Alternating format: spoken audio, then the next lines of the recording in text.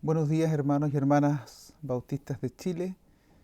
Quiero saludarles en este día especial que conmemoramos en Chile el Día de las Iglesias Evangélicas y Protestantes, a propósito de la Reforma Protestante que recordamos el 31 de octubre.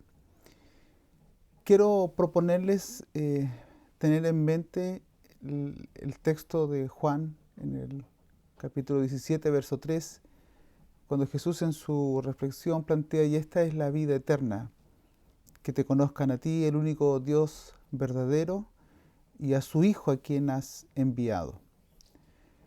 La Reforma Protestante tiene muchos matices y las aproximaciones que uno puede hacer al respecto son variadas y sin duda aún no están del todo terminadas.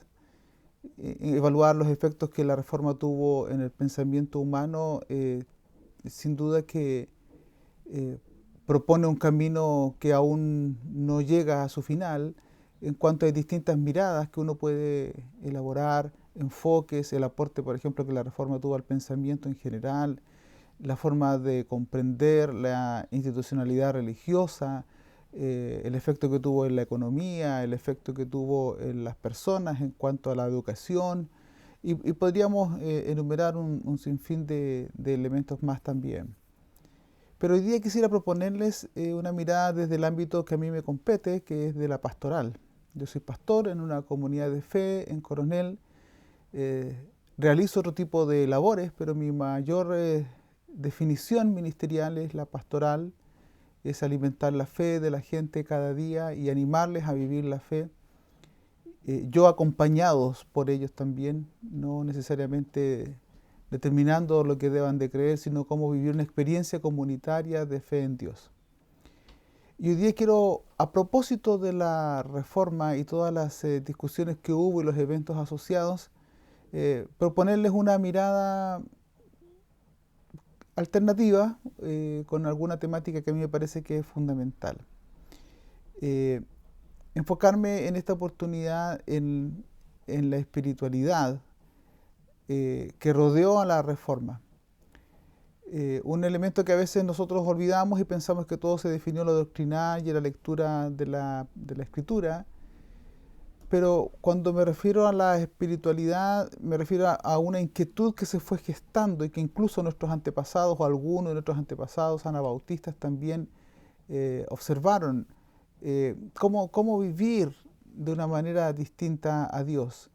Entonces, la reforma no surge eh, solo con el deseo de corregir algunos errores institucionales, algunos de ellos bastante graves, como por ejemplo la simonía, es decir, esta tendencia a instrumentalizar la fe con fines económicos, a propósito de Simón el Mago, relatado en el libro de Hechos. Está también este peligro enorme de que esto no se haya aprendido en la historia, sino que todavía nosotros estemos concentrados en algunos elementos economicistas de la fe. Eh, Solo como un dato, que no será el centro de la reflexión, pero lo propongo como uno puede eh, a- arrimarse a esta temática con enfoques distintos. Por ejemplo, el problema de las indulgencias, que luego fue corregido por la propia Iglesia en el Concilio de Trento. Las indulgencias tienen un cuestionamiento serio, en tanto se tiende a negociar con la salvación de las personas eh, por medio de un artilugio creado con fines económicos para el financiamiento de ciertos proyectos, entre otras cosas, ciertos proyectos de infraestructura arquitectónicos. Me pregunto cuánto de eso todavía sigue presente en nosotros, donde a veces el avance patrimonial de las comunidades de fe está por sobre la misión. Y cómo es que a veces pudiera ser invitada la gente a, a compartir a causa de su fe, pero peligrosamente a causa de su salvación, movilizando elementos de culpa en las personas, invitarlas a financiar proyectos arquitectónicos que no siempre se condicen con la misión. Evidentemente necesitamos espacios de culto y los agradecemos, agradecemos a las facilidades que en Chile tenemos para la administración de estos espacios, pero hay que ver cómo elementos propios de la salvación, de la vida de Dios entre nosotros pueden ser peligrosamente utilizados para conseguir avances en áreas que no necesariamente representan del todo la misión de Dios. Entonces quiero invitarles a pensar en la espiritualidad teniendo en mente este dato histórico. Junto con la Reforma Protestante hay una reacción de la Iglesia más institucional que históricamente se conoce como la Contrarreforma, en donde distintos protagonistas hay un repensar la fe, entre ellas se admiten ciertos errores, se quitan en la práctica las indulgencias, entre algunas cosas. Pero hay algo interesante, la Contrarreforma va acompañada de una movilización de una espiritualidad bastante profunda, en este caso por Ignacio de Loyola, de donde después se forma la Orden de los Jesuitas. Y las disciplinas y los ejercicios espirituales de Ignacio de Loyola nos dan un antecedente interesante. ¿Cómo recuperar algo que se ha perdido? Y por eso es que quisiera invitarles a concentrarnos un poco en la espiritualidad. ¿Cómo recuperar la vivencia de Dios? ¿Cómo recuperar esta comunión y experiencia con Dios tan significativa que hace que la vida cobre un sentido diferente?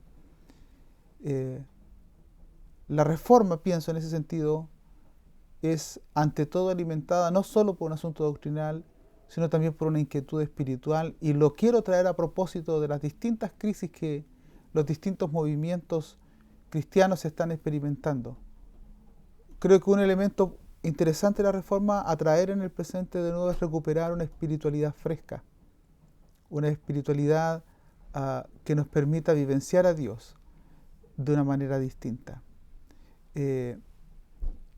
Esta idea la sintetizo en dos preguntas que son propias de un historiador, Justo González. ¿Hay otra forma de ser cristiano? Pareciera que esa pregunta bañó también, cubrió el tiempo de la Reforma. No solo en Lutero, en muchas otras personas también. Pero ¿hay otra forma de ser cristiano o esto es todo? ¿O la salvación eterna, ir a una patria celeste, ahí está concentrado todo lo que significa la vivencia cristiana, incluso el concepto de salvación? Por eso me refería a Juan. Esta es la vida eterna, que te conozcan a ti y a Jesucristo. La vida eterna comienza con una experiencia de transformación en el entorno en que vivimos aquí, no solo en el más allá. También en el más allá, pero fundamentalmente acá. Y otra pregunta que subyace en el movimiento reformista es, ¿hay otra forma de vivir a Dios, si me permiten esa expresión? ¿Hay otra forma de experimentar a Dios o esto es todo? ¿O Dios es un conjunto de no esto, no esto, otro? ¿Cómo vivir a Dios? Porque comúnmente estos no tal cosa están fundamentados y fortalecidos por la institución, que al mismo tiempo invita a experimentar a Dios desde las reglas que la institución establece. Y hay un límite muy peligroso entre lo que una institución establece y lo que Dios mismo pide. Y en algún momento se confunden y se igualan. Ese es un riesgo que también debemos evitar. Ahora, cuando hablo de la espiritualidad, les propongo una sencilla definición para objetos de esta reflexión.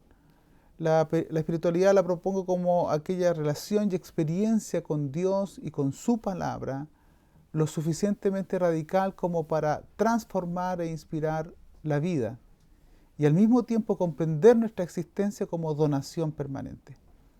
Es decir, la espiritualidad deja de pensar solo en mí, sino que es una experiencia tan profunda con Dios, tan profunda con la Escritura, que remueve nuestras raíces y estamos dispuestos a que esta nueva experiencia con Dios inspire nuestra vida, transforme nuestra experiencia de fe, pero nuestra vida entera, y luego comprendemos no solo la eternidad, sino que comprendemos esta propia vida como una invitación para vivirla en clave de donación permanente.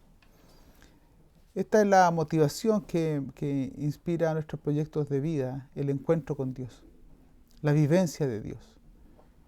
Reducir a solo simples conceptos o discusiones doctrinarias tiene bastante poco fruto, más que la comprensión o el intento de ordenar algunos conceptos. pero vivir a Dios. No voy a pensar en la espiritualidad como algo muy ajeno, sino que la voy a pensar como algo que inicia en Dios, que se nutre de lo divino en el día a día y que se traduce en algo que transforma la vida. Y creo que esa es una de las grandes reformas que necesitamos en el día de hoy. Cómo vivenciar a Dios en el sentido más profundo. Y les dejo solo algunas ideas que quiero proponerles como reflexión en este día en particular. Algunos desafíos incluso que este vivir a Dios, pensar si esto es todo lo del cristiano o si hay ciertas reformas más fundamentales y profundas que debemos experimentar. ¿Qué desafíos puede tener este propósito de pensar la fe una iglesia que siempre se está reformando, que siempre está evaluando su manera de entender y comprender a Dios? Algunos desafíos que les propongo son los siguientes. Primero, creo que necesitamos recuperar y promover la espiritualidad cristiana. Me parece que se hace muy necesario una espiritualidad profunda. No solo una definición de Dios, sino una vivencia de Dios, que hace del caminar con Dios una experiencia anhelada. Insisto, por eso me llamó mucho la atención que la historia, la reacción de la iglesia no solo fuera con un contenido conciliar, que lo hubo, sino también con una experiencia, un camino distinto que muchas personas abrazaron y que incluso se expandieron en campos de misión porque Dios se volvía algo real, algo profundo, algo transformador. La espiritualidad cristiana tiene que ser recuperada y tiene que ser propuesta como algo que nutre la vida, que le da riqueza, que le trae frescura. No hacerlo me parece que es retroceder y que es encerrar en una definición algo que solo se puede experimentar desde la vivencia, y esto es la persona de nuestro Señor.